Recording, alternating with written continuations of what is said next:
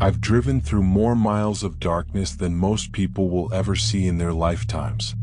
But there's one night, one road, that made me wish I'd never climbed into that truck. Because sometimes when you're alone on an empty highway, what you see isn't a hallucination. Something waiting. Something that remembers when we were dumber and easier to catch. This is the story of the night I almost became part of the woods. This happened a few years back. I was doing long-haul, mostly cross-country routes, the kind that take you through vast stretches of nothing. You know, the ones where the radio turns to static for hours, and the only sign of life is the occasional pair of headlights going the other way miles apart. I was young, eager for the miles, the money. Didn't mind the solitude. Or so I thought. The route I was on took me across a long, desolate stretch of highway that ran between the borders of two large governmental territories. I don't want to say exactly where, but think big, empty spaces, lots of trees, not much else. It was notorious among drivers for being a dead zone. No signal, no towns for 100 miles either side, and prone to weird weather. Most guys tried to hit it during daylight, but schedules are schedules. Mine had me crossing it deep in the night. I remember the feeling. Utter blackness outside the sweep of my headlights. The kind of dark that feels like it's pressing in on the cab. The only sounds were the drone of the diesel engine, the hiss of the air brakes now and then, and the rhythmic thrum of the tires on asphalt. Hypnotic. Too hypnotic. I'd been driving for about 10 hours with a short break a few states back. Coffee was wearing off. The dashboard lights were a dull green glow, comforting in a way, but also making the darkness outside seem even more absolute. My eyelids felt like they had lead weights attached. You fight it, you know? Slap your face, roll down the window for a blast of cold air, crank up whatever music you can find that hasn't dissolved into static. I was doing all of that. It must have been around 2 or 3 a.m. I was in that weird state where you're not quite asleep but not fully awake either. Like your brain is running on low power mode. The white lines on the road were starting to blur together, stretching and warping. Standard fatigue stuff. I remember blinking hard, trying to refocus. That's when I saw it. Or thought I saw it. Just a flicker at the edge of my headlights on the right shoulder of the road. Small. Low to the ground. For a split second, I registered a shape, vaguely human-like, and then it was gone, swallowed by the darkness as I passed. My first thought? Deer. Or a coyote. Common enough. But it hadn't moved like an animal. It had been upright. My brain, sluggish as it was, tried to process it. Too small for an adult. Too still for an animal startled by a rig. Then the logical part, the part that was still trying to keep me safe on the road, chimed in. You're tired. Seeing things. Happens. And I almost accepted that. I really did. Shook my head, took a swig of lukewarm water from the bottle beside me. Kept my eyes glued to the road ahead. The image, though, it kinda stuck. A small, upright shape. Like a child. No way, I told myself. Out here? Middle of nowhere? Middle of the night? Impossible. Kids don't just wander around on interterritorial highways at 3 a.m. It had to be a trick of the light, a bush, my eyes playing games.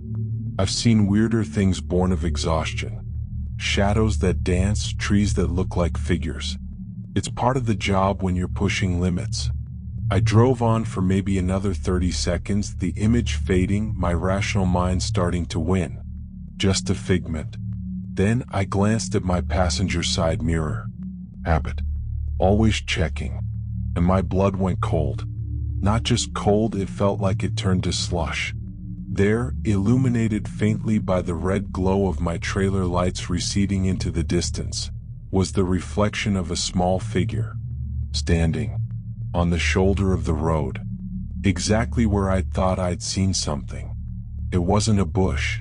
It wasn't a shadow. It was small, and it was definitely standing there, unmoving as my truck pulled further and further away. My heart started hammering against my ribs. This wasn't fatigue. This was real. There was something back there. And it looked tiny. Every instinct screamed at me. Danger. Wrong. Keep going. But another voice, the one that makes us human, I suppose, whispered something else. A kid? Alone out here? What if they're hurt? Lost? I fought with myself for a few seconds that stretched into an eternity. The image in the mirror was getting smaller, fainter. If I didn't act now, they'd be lost to the darkness again. God, the thought of leaving a child out there, if that's what it was. Against my better judgment, against that primal urge to just floor it, I made a decision.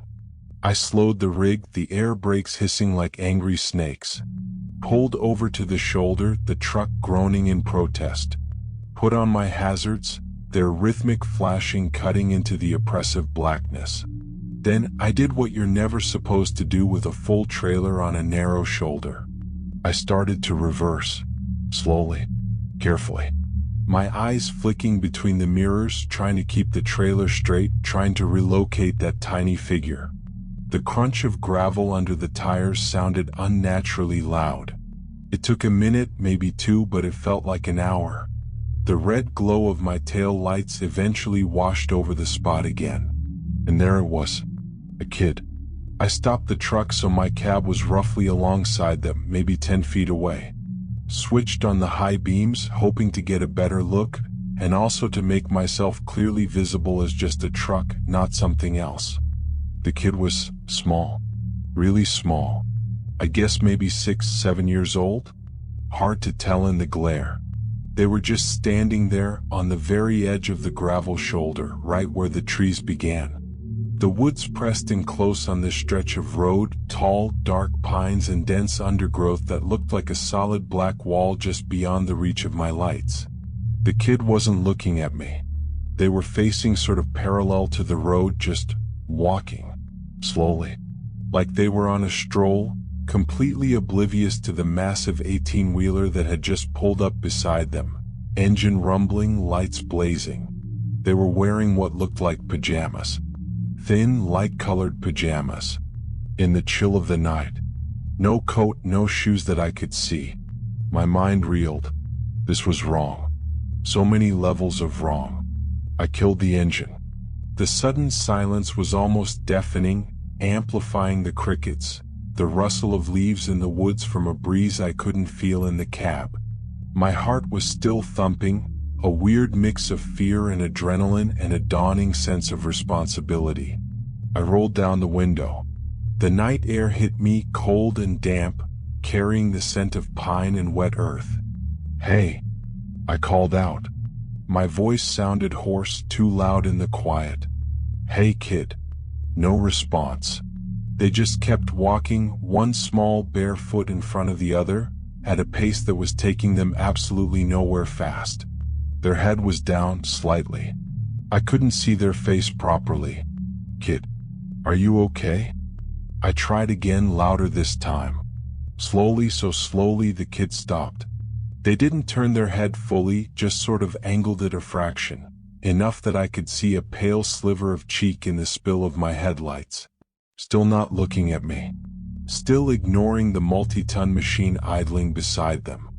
A prickle of unease ran down my spine. Not the normal kind of unease. This was deeper, colder. Animals act weird sometimes, but kids? A lost kid should be scared, relieved, something. This one was nothing. "What are you doing out here all alone?" I asked, trying to keep my voice calm, friendly. Like you're supposed to with a scared kid. Even though this one didn't seem scared at all. It's the middle of the night. Silence. Just the sound of their bare feet scuffing softly on the gravel as they took another step, then another. As if my presence was a minor inconvenience, a background noise they were choosing to ignore. This wasn't right. My internal alarm bells were clanging louder now. My hand hovered near the gear stick. Part of me wanted to slam it into drive and get the hell out of there. But the image of this tiny child, alone, possibly in shock. I couldn't just leave. Could I? Where are your parents? I pushed, my voice a bit sharper than I intended. Are you lost? Finally, the kid stopped walking completely. They turned their head just a little more. Still not looking directly at my cab, more towards the front of my truck, into the glare of the headlights. I could see their face a bit better now. Well, featureless in the harsh light like a porcelain doll. Small, dark smudges that might have been eyes. No expression. None. Not fear, not sadness, not relief. Just blank. An unreadable slate. Then a voice. Small. Thin. Like the rustle of dry leaves. Lost. Just that one word. It hung in the air between us. Relief washed over me, quickly followed by a fresh wave of concern. Okay, lost. That's something I can deal with. Okay, kid. Lost is okay. We can fix lost. Where do you live? Where were you going? The kid finally, slowly turned their head fully towards my cab. Towards me.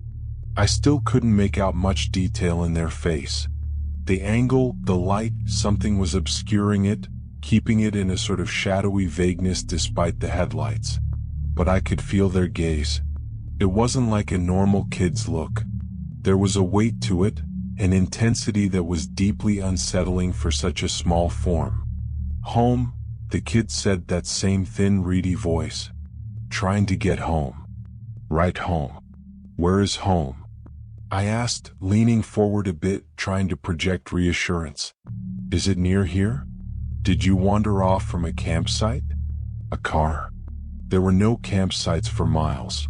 No broken down cars on the shoulder. I knew that. The kid didn't answer that question directly. Instead, they took a small step towards the truck.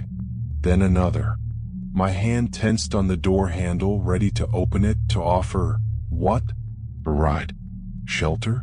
I didn't know. It's cold out here, I said, stating the obvious. You should get in. We can get you warm, and I can call for help when we get to a spot with a signal. My CB was useless, just static. My phone had shown no service for the last hour. The kid stopped about 5 feet from my passenger door. Still in that pale, thin pajama-like outfit. Barefoot on the sharp gravel. They should be shivering, crying. They were doing neither. Can you help me? The kid asked. The voice was still small, but there was a different inflection to it now. Less flat. A hint of something else. Pleading, maybe? Yeah, of course I can help you, I said. That's why I stopped. Where are your parents? How did you get here? The kid tilted their head. A jerky, unnatural little movement. They're waiting. At home. Okay. And where's home? Which direction? I gestured vaguely up and down the empty highway. The kid didn't point down the road.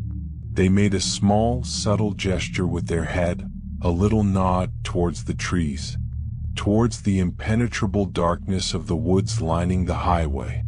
In there, the kid said. My stomach clenched. In the woods? Your home is in the woods. Lost, the kid repeated as if that explained everything. Trying to find the path. It's dark. Yeah, it's very dark, I agreed, my eyes scanning the treeline. It looked like a solid wall of black. No sign of any path, any habitation. Just dense, old-growth forest. The kind of place you could get lost in for days, even in daylight. Can you come out? The kid asked. Help me look. It's not far. I can't see it from here. Every rational thought in my head screamed no. Get out of the truck? In the middle of nowhere, in the pitch dark, with this strange child who wanted me to go into those woods? No, absolutely not. But the kid looked so small, so vulnerable. If there was even a tiny chance they were telling the truth, that their house was just a little way in, and they were genuinely lost. I don't think that's a good idea, buddy, I said, trying to sound gentle. It's dangerous in there at night. For both of us. Best thing is for you to hop in here with me. We'll drive until we get a signal and then we'll call the police or the rangers. They can help find your home properly." The kid just stood there, that blank, unreadable face fixed on me. "But it's right there," they insisted, their voice a little more insistent now. "Just a little way. I can almost see it. If you just step out, the light from your door would help." My skin was crawling. There was something profoundly wrong with this scenario. The way they were trying to coax me out. The lack of normal emotional response. The pajamas. The bare feet. The woods. I looked closer at the kid, trying to pierce that strange vagueness around their features. My headlights were bright, but it was like they absorbed the light rather than reflected it. Their eyes. I still couldn't really see their eyes. Just dark hollows. "I really think you should get in the truck," I said, my voice firmer now. "It's warmer in here. We can figure it out together." The kid took another step closer. They were almost at my running board now. "Please," they said. That reedy voice again. "My leg hurts. I can't walk much further. You could just help me a little. Just to the path." My internal conflict was raging. My trucker instincts, honed by years of seeing weird stuff and hearing weirder stories at truck stops, were blaring warnings. But the human part, the part that saw a child in distress, was still there, still arguing. I was tired. So damn tired. Maybe I wasn't thinking straight. Maybe this was all some bizarre misunderstanding. I squinted, trying to see past the kid towards the tree line they'd indicated. Was there a faint trail I was missing? A flicker of light deep in the woods? No, nothing. Just blackness. Solid, unyielding blackness. And then I saw it. It wasn't something I saw clearly at first. It was more like an anomaly. A disturbance in the darkness behind the kid. The kid was standing with their back mostly to the woods facing my truck. Behind them, the darkness of the forest was absolute. Or it should have been. But there was something connected to them. Something that stretched from the small of their back, from under the thin pajama top, and disappeared into the deeper shadows of the trees. At first, I thought it was a trick of the light, a weird shadow cast by my headlights hitting them at an odd angle. Maybe a rope they were dragging? A piece of clothing snagged on a branch? I leaned forward, trying to get a clearer view. The kid was still talking, their voice a low, persistent murmur. "It's not far, please, just help me. I'm so cold." But I wasn't really listening to the words anymore. I was focused on that thing behind them. It wasn't a rope. It wasn't a shadow. It was a tube. A long, dark, thick tube. It seemed to emerge directly from the kid's lower back, impossibly, seamlessly. It was dark, matte, like a strip of the night itself given form, and it snaked away from the child, maybe 10-15 feet, before disappearing into the inky blackness between two thick pine trunks. It wasn't rigid. It seemed to have a slight, almost imperceptible flexibility, like a massive, sluggish umbilical cord made of shadow. It didn't reflect any light from my headlamps. It just absorbed it. My breath hitched in my throat. My blood, which had been cold before, now felt like it had frozen solid. This wasn't just wrong. This was impossible. Unnatural. The kid was still trying to coax me. "Are you going to help me? It's just there. You're so close." My voice, when I finally found it, was barely a whisper. I couldn't take my eyes off that appendage. "Kid, what is that? Behind you." The kid flinched. Not a big movement, just a tiny, almost imperceptible tightening of their small frame. Their head, which had been tilted pleadingly, straightened. The blankness on their face seemed to solidify. "What's what?" they asked, their voice suddenly devoid of that pleading tone. It was flat again. Colder. That thing," I stammered, pointing with a shaking finger. "Coming out of your back. Going into the woods. What is that?" The kid didn't turn to look. They didn't need to. Their gaze, those dark, unseen eyes, bored into me. "It's nothing," they said. The voice was still small, but it had a new edge to it. A hardness. "You're seeing things. You're tired." They were using my own earlier rationalization against me. "No," I said, my voice gaining a tremor of conviction born of sheer terror. "No, I'm not. I see it. It's right there. It's connected to you." The kid was silent for a long moment. The only sound was the thumping of my own heart, so loud I was sure they could hear it. The crickets had stopped. The wind seemed to die down. An unnatural stillness fell over the scene. Then the kid's face began to change. It wasn't a dramatic, movie monster transformation. It was far more subtle and far more terrifying. The blankness didn't leave, but it sharpened. The pale skin seemed to tighten over the bones. The areas where the eyes were, those dark smudges, seemed to deepen, to become more shadowed, more intense. And a flicker of something ancient and utterly alien passed across their features. It wasn't human anger. It was something older, colder, and infinitely more patient, now strained to its limit. The air in my cab suddenly felt thick, heavy, hard to breathe. "Just come out of the truck," the kid said, and the voice, oh God, the voice. It wasn't the small, reedy voice of a child anymore. It was deeper, resonant, with a strange, grating undertone, like stones grinding together. It was coming from that small frame, but it was impossibly large, impossibly old. It vibrated in my chest. "Come out. Now." The command was absolute. My hand, which had been hovering near the gear stick, now gripped it like a lifeline. My other hand fumbled for the ignition key, which I'd stupidly left in. "What are you?" I choked out, staring at the monstrous thing playing dress-up in a child's form, at the dark, pulsating tube that was its anchor to the shadows. The kid's head tilted again, that jerky, unnatural movement. The expression on its face, if you could call it that, was one of pure, unadulterated annoyance. Contempt. Like I was a particularly stupid insect it had failed to swat.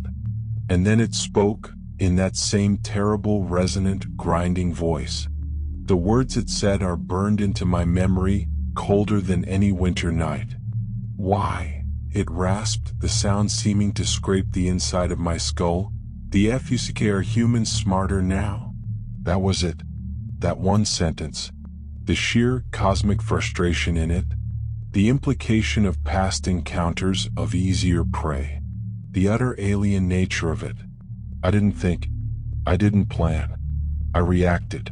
Primal fear, the kind that bypasses all higher brain function, took over. My hand twisted the key. The diesel engine roared back to life, a sudden violent explosion of sound in the horrifying stillness. The kid, the thing, actually recoiled. A small jerky step back. The expression, that awful, tightened, ancient look, intensified. I slammed the gear stick into drive. My foot stomped on the accelerator. The truck lurched forward, tires spinning on the gravel for a terrifying second before they bit into the asphalt. I didn't look at it. I couldn't.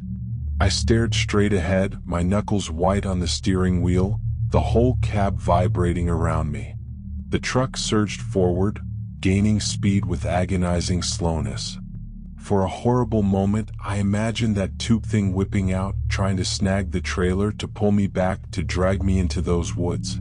I imagined that small figure, with its ancient, terrible voice, somehow keeping pace. I risked a glance in my driver's side mirror. It was standing there, on the shoulder, unmoving. The headlights of my departing truck cast its small silhouette into sharp relief. And behind it, the dark tube was still visible, a thick, obscene cord snaking back into the endless night of the forest. It didn't seem to be retracting or moving. It just was. The thing didn't pursue. It just stood and watched me go. And that, somehow, was almost worse. The sheer confidence. The patience. like it knew there would be others. Or maybe it was just annoyed that this particular attempt had failed. I drove. I don't know for how long. I just drove. My foot was welded to the floor. The engine screamed. I watched the speedometer needle climb, far past any legal or safe limit for a rig that size on a road that dark. I didn't care. The image of that thing, that child shape with its dark umbilical to the woods, and that voice, that awful grinding voice asking its horrifying question, was burned onto the inside of my eyelids. I must have driven for an hour, maybe more, at speeds that should have gotten me killed or arrested, before the adrenaline started to fade, replaced by a bone-deep, shaking exhaustion that was more profound than any fatigue I'd ever known. My hands were trembling so violently I could barely keep the wheel straight. Tears were streaming down my face, not from sadness, but from sheer, unadulterated terror and relief. When the first hint of dawn started to gray the eastern sky, and my phone finally beeped, indicating a single bar of service, I pulled over at the first wide spot I could find. I practically fell out of the cab, vomiting onto the gravel until there was nothing left but dry heaves. I sat there on the cold ground, shaking for a long time, watching the sun come up, trying to convince myself that it had been a dream, a hallucination brought on by exhaustion. But I knew it wasn't. The detail of that tube, the voice, the question. You don't hallucinate something that's specific, that coherent, that utterly alien. I never reported it. Who would I report it to? What would I say? Officer, I saw a little kid who was actually an ancient cosmic horror tethered to the woods by a nightmare umbilical cord, and it got mad because I didn't want to be its dinner? They'd have locked me up, breathalyzed me, drug tested me, sent me for a psych eval. I finished that run on autopilot, dropped the load, drove my rig back to the yard, and I quit. I told them I was burned out, needed a break. They tried to convince me to stay, offered me different routes, more pay. I just couldn't. Every time I closed my eyes, I saw that kid, that tube, those woods. Every dark road felt like a trap. I found a local job, something that keeps me home at night. I don't drive in remote areas anymore if I can help it, especially not at night. I still have nightmares. Sometimes, when I'm very tired, driving home late from somewhere, I'll see a flicker at the edge of my vision on the side of the road, and my heart will try to beat its way out of my chest. I don't know what that thing was. An alien? A demon? Something else? Something that doesn't fit into our neat little categories? All I know is that it's out there, and it's patient, and it seems to have learned that its old tricks aren't as effective as they used to be. Why the fuck are humans smarter now? That question haunts me. It implies they weren't always. It implies that once upon a time we were easier. That maybe, just maybe, people like me, tired and alone on dark roads, used to just step out of the cab when asked, and were never seen again. So, if you're ever driving one of those long, lonely stretches of road deep in the night and you see something you can't explain, maybe just keep driving. Maybe being smarter now means knowing when not to stop. Knowing when to ignore that little voice telling you to help, because what's asking for help might not be what it seems. Stay safe out there. And for God's sake, stay on the well-lit roads. And now, years later, I sometimes wonder if that thing gave up on me that night, or if it simply marked me. Because every now and then, when I check my rearview mirror at night, even on a city road, I think I see it, that faint shape, standing, watching. And sometimes, just sometimes, I dream I stepped out of the truck that night. And in those dreams, I never make it home.